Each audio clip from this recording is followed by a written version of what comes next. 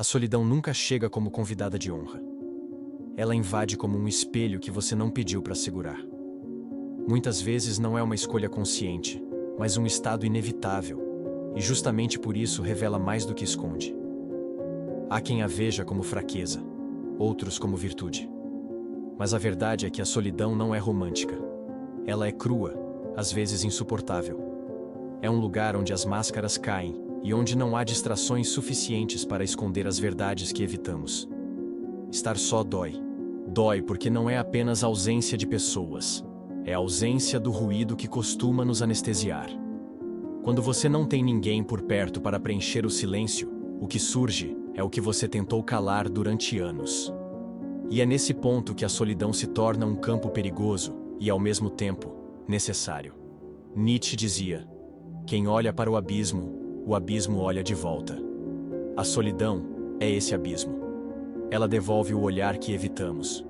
Obriga a encarar o que não conseguimos sustentar no cotidiano. Mas, ao mesmo tempo, é nesse olhar de volta que reside a chance de ver com clareza. A neurociência confirma essa experiência. Estudos mostram que o isolamento ativa áreas do cérebro ligadas à autoavaliação, às memórias dolorosas e às feridas emocionais não resolvidas. Por isso, o silêncio pode ser tão incômodo. Ele funciona como uma lupa voltada para dentro. Em vez de trazer distração, traz à tona a revisão daquilo que preferíamos não lembrar. O desconforto não vem do vazio, mas da presença excessiva de nós mesmos. É aqui que se torna essencial distinguir solitude de solidão. A solitude criativa é buscada, é a escolha consciente de se retirar para encontrar clareza. Já a solidão emocional é exílio. É sentir-se separado do mundo sem desejar estar. Ambas nascem do mesmo estado, mas produzem efeitos opostos. Uma nutre, a outra corrói. O conflito é esse. Estar só pode ser intolerável, não porque não haja nada, mas porque há demais. Há lembranças, medos, decisões não tomadas, vozes internas que não cessam. O barulho social que antes abafava tudo isso não está mais lá para proteger. E então, no silêncio, surge a verdade. Talvez dura, talvez reveladora, mas inevitavelmente necessária. A solidão é, antes de qualquer coisa, a coragem forçada de se ver sem escapatória. Quando o mundo silencia, o que sobra? O que resta quando as conversas acabam, as notificações cessam e o movimento externo diminui? O que resta é a sua própria voz. Mas não aquela que você mostra aos outros. É a voz que você passou a vida tentando calar. O eco de verdades que o barulho diário ajudava a esconder. É por isso que a solidão pode ser tão desconfortável. Ela elimina as distrações que sustentam ilusões. Vivemos cercados de personagens. Cada encontro social exige uma máscara, cada relação pede uma versão adaptada de nós mesmos. Fazemos isso para sermos aceitos, compreendidos, incluídos. Mas quanto mais tempo permanecemos atrás dessas máscaras, mais difícil se torna saber quem somos quando o palco se fecha. A solidão arranca o disfarce, e é nesse desnudamento que surge uma dor silenciosa. A dor de perceber que, muitas vezes, já não sabemos onde termina a máscara e onde começa a verdade. Solidão não é ausência de pessoas, é ausência de distrações. Mesmo em meio a uma multidão, é possível estar só se ninguém enxergar aquilo que você realmente é. E é possível estar isolado fisicamente, mas em profundo contato consigo, quando finalmente se permite ouvir o que foi abafado por tanto tempo. Essa diferença é o que transforma a solidão em um processo de desintoxicação do falso. Jean-Paul Sartre dizia que o inferno são os outros, mas a ausência deles também pode se tornar um espelho implacável. Sem o reflexo alheio para nos definir, somos obrigados a olhar diretamente para nós mesmos. E nem sempre esse encontro é agradável. Surgem memórias que tentamos negar, escolhas que evitamos assumir, desejos que abandonamos para caber em expectativas. O silêncio funciona como um tribunal invisível, onde todas essas vozes se levantam ao mesmo tempo. É nesse espaço cru que começamos a enxergar o que sustenta nossa vida de fato. O falso começa a se desfazer, e a dor que vem com essa revelação é, paradoxalmente, sinal de cura. O desconforto é o processo da pele antiga sendo arrancada. Por trás dele, a verdade nua, dura, mas também libertadora. A solidão é esse lugar em que perdemos o apoio das ilusões e, pela primeira vez, ficamos diante da realidade sem maquiagem. Por que sentimos medo da verdade quando estamos sozinhos? O medo da solidão não é apenas medo do vazio. É medo do que aparece quando não há distrações para nos salvar de nós mesmos. A mente humana é engenhosa em criar defesas. Racionalizamos para justificar o que não faz sentido. Projetamos nos outros aquilo que não suportamos enxergar em nós. Fugimos para atividades intermináveis, apenas para não escutar o próprio silêncio. Mas quando estamos sozinhos, esses mecanismos começam a falhar. E é nesse colapso que a verdade, antes abafada, se impõe. É por isso que muitas vezes a solidão desperta a ansiedade. Não porque não haja nada acontecendo, mas porque há demais acontecendo dentro. As camadas de insatisfação, os vazios deixados por escolhas que não correspondem ao que desejamos, as mentiras que contamos a nós mesmos para continuar funcionando no mundo. Tudo isso retorna com intensidade quando não temos mais onde nos esconder. É um confronto inevitável com a fragilidade da identidade que construímos para sermos aceitos. Estudos sobre isolamento revelam que o cérebro, privado de estímulos sociais, ativa memórias profundas e áreas ligadas à autoavaliação. Em outras palavras, quando não há barulho externo, o cérebro mergulha para dentro.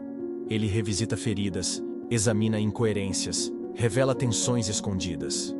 É como se a solidão fosse um espelho neurológico que amplifica aquilo que estava latente. E, como todo espelho, nem sempre mostra aquilo que gostaríamos de ver. Esse medo da verdade é compreensível.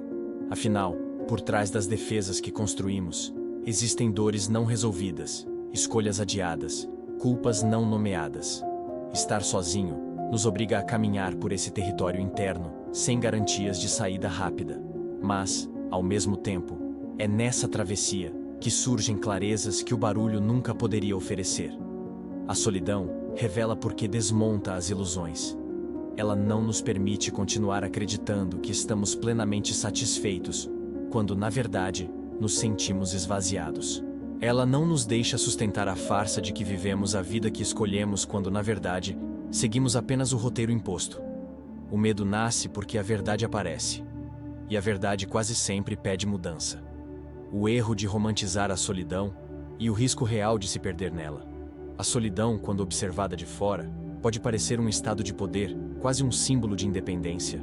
Muitos a romantizam como se fosse sempre um espaço de força, de clareza ou de superioridade moral. Mas na realidade, a solidão é ambígua. Pode ser remédio, mas também pode ser veneno. Há momentos em que ela cura, permitindo que as vozes internas encontrem ordem. Mas há situações em que adoece, criando distorções, fechando a mente em torno de si mesma e alimentando uma sensação de afastamento irreversível do mundo. Schopenhauer dizia que o sábio busca a solidão, mas ele também reconhecia que o ser humano não pode viver sem vínculos. Somos seres de relação, e sem contato, corremos o risco de perder a referência do real. A solidão pode ser espaço de reflexão, mas quando se torna permanente, transforma-se em isolamento. A diferença é tênue. De um lado, coragem de se retirar para ouvir a própria voz. Do outro, medo travestido de fuga, um esconderijo criado por traumas não resolvidos. É nesse ponto que a romantização se revela perigosa. Transformar a solidão em bandeira, em justificativa para afastamento absoluto, pode levar a consequências sérias. A dor de estar só, quando não atravessada com consciência, se converte em compulsão pelo controle, em desconfiança crônica, em incapacidade de se abrir novamente.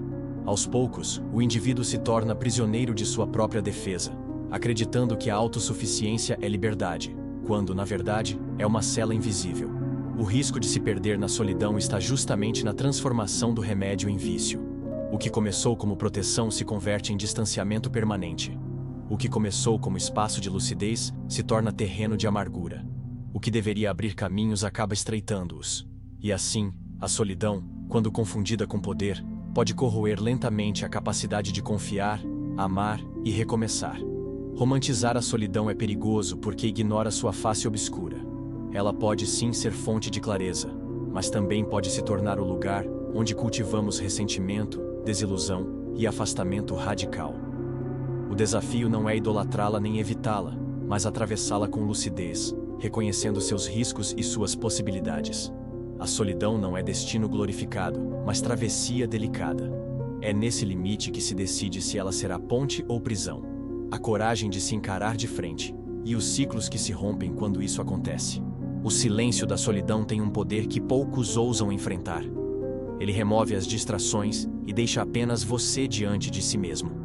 É nesse espaço cru que surgem as perguntas que evitamos, as decisões que adiamos, os desejos que enterramos para caber em expectativas externas. Quando não há mais justificativas, explicações ou desculpas, a vida nos obriga a olhar diretamente para aquilo que tentamos esconder até de nós mesmos. A solidão, nesse sentido, não é apenas ausência de companhia, mas a presença de verdades que não se calam. É o instante em que você percebe que não pode mais se enganar, que não pode continuar repetindo padrões que já não sustentam sua vida interior. É o confronto com os ciclos que aprisionam. A necessidade de agradar sempre, a fuga constante de si, a repetição de escolhas que ferem mais do que nutrem. O desconforto nasce porque o silêncio arranca as justificativas e mostra apenas os fatos. Uma forma de atravessar esse momento é dar nome ao que foi evitado. Escrever, registrar, colocar no papel as verdades desconfortáveis que você não teve coragem de assumir em voz alta. Não se trata de criar soluções imediatas, mas de romper o pacto do silêncio consigo mesmo. Quando as palavras emergem, o peso diminui. O que parecia um labirinto escuro começa a ganhar contornos, e com eles surge a possibilidade de saída. Histórias reais mostram isso com clareza. Pessoas que passaram por períodos de solidão profunda relatam que, no início, foi como atravessar um deserto árido, mas, ao não fugirem desse deserto, descobriram forças que não sabiam possuir. Não porque gostaram de estar sozinhas, mas porque aceitaram atravessar esse espaço como um rito de passagem. A solidão deixou de ser apenas dor para se tornar clareza. A coragem de se encarar de frente rompe ciclos, porque dissolve ilusões. A repetição se desfaz quando a verdade finalmente é vista sem maquiagem. E quando isso acontece, nasce a possibilidade de viver de forma mais autêntica. Não por ter vencido a solidão, mas por ter atravessado nela um portal invisível. O portal da maturidade, que só se abre quando alguém aceita se encontrar consigo mesmo sem disfarces. O elo perdido. Como a solidão pode ser ponte, não prisão, se usada com consciência. A solidão não precisa ser apenas exílio. Ela pode ser um intervalo, uma pausa necessária entre o que fomos e o que ainda podemos ser. Quando usada com consciência, deixa de ser um cárcere e se transforma em ponte. Ponte entre um eu antigo, moldado por expectativas e ilusões, e um eu mais verdadeiro, mais enraizado no essencial. Não é sobre se perder no isolamento, mas sobre reconhecer que esse espaço pode preparar o reencontro. Há momentos em que estar só é como um respiro profundo após um mergulho. Nesse intervalo, é possível reorganizar pensamentos, recuperar forças, redescobrir valores esquecidos. Técnicas simples, como a introspecção guiada, rituais simbólicos ou a prática de escrever sobre o que realmente importa, transformam o tempo solitário em terreno fértil. Não são fugas, mas escolhas conscientes de dar espaço ao que estava sufocado. Carl Jung dizia que o encontro com o self exige o esvaziamento do ego. A solidão, quando bem utilizada, faz justamente isso. Desmonta a imagem superficial que sustentamos diante do mundo e nos devolve ao núcleo que habita por trás das máscaras. Esse encontro pode ser duro, mas é nele que se encontra a base para qualquer reconexão verdadeira. E quando essa ponte é atravessada, algo se transforma no modo como nos relacionamos. O retorno ao convívio deixa de ser uma busca desesperada por aprovação e passa a ser um espaço de presença mais autêntica. Relações não precisam mais de idealizações, nem de armaduras de medo. O outro deixa de ser um espelho frágil do nosso valor e passa a ser um companheiro de jornada. A solidão, portanto, não é fim. Ela é passagem. É o espaço onde aprendemos a voltar a nós mesmos antes de voltar ao mundo. Usada com consciência, não nos prende, nos liberta, não nos separa, nos prepara. E ao atravessá-la, descobrimos que estar só, em certas fases, é justamente o que torna possível estar com os outros de forma inteira e verdadeira. A solidão não é um estado romântico, nem um ideal a ser buscado como destino. Ela é crua, dura e em muitos momentos insuportável. Mas justamente por isso, é uma travessia necessária. É nesse espaço de silêncio e desconforto que aprendemos a nos despir das ilusões, a ver de perto as feridas que tentávamos evitar e a tocar em partes de nós mesmos que, sem esse confronto, continuariam esquecidas. Albert Camus dizia: "No meio do inverno, descobri que havia, dentro de mim, um verão invencível." Essa frase ilumina o paradoxo da solidão. É no instante mais frio, mais árido e aparentemente estéril que pode surgir uma força inesperada. Não porque a dor desaparece, mas porque ao atravessá-la com lucidez, descobrimos uma resistência interior que só se revela quando não há mais apoios externos. O mundo está cheio de barulho. Ruído que disfarça o vazio, que impede de escutar o que realmente dói, que mascara com distrações a necessidade de um encontro verdadeiro consigo. Mas quando a coragem de estar só se manifesta, quando suportamos o silêncio sem tentar escapar, algo se reorganiza. A verdade, ainda que dura, torna-se libertadora. Ao ter a coragem de ver a verdade sozinho, você se liberta da necessidade de ser aceito mentindo. Deixa de viver pela aprovação e começa a se aproximar da autenticidade. Esse é o terreno sólido, onde se constrói uma vida mais real. Não é sobre permanecer sozinho para sempre, nem sobre fugir do mundo. É sobre não fugir de si quando o silêncio se aproxima. A solidão, apesar de dolorosa, é um chão firme. Não porque seja agradável, mas porque é verdadeira. E só no encontro com essa verdade é possível levantar-se mais inteiro, mais consciente e mais humano. É dessa travessia que nasce a coragem de viver sem armaduras, sustentado pelo único